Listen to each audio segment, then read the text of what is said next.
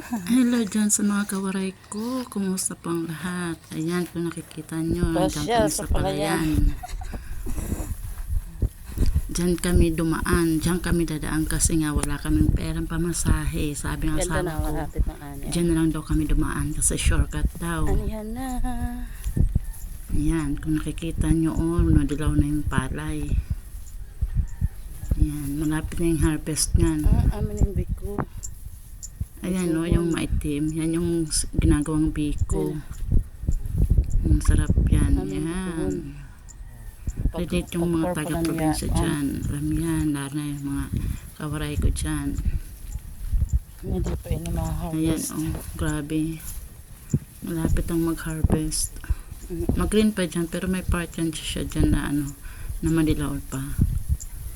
Ayan na madilaw na. Ayan. Malapit na yan. Uwa kita?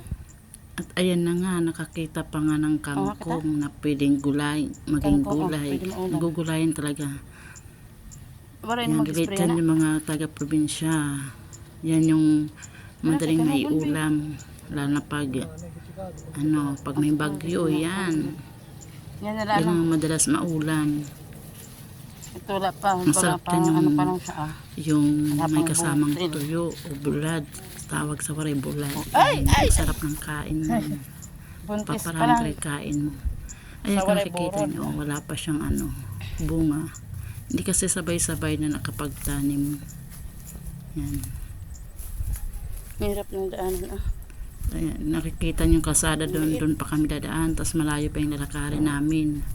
Tatawid pa kami ng highway mismo. Yan, shortcut lang namin yan dyan kasi wala kaming pamasahe. So, ayun, hanggang dito na lang muna mga kawaray ko.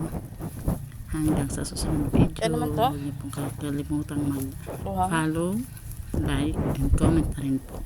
At kung pwede nga rin po, kung gusto niyo yung video namin, pakishare na rin po. Thank you so much po. Have a nice day everyone.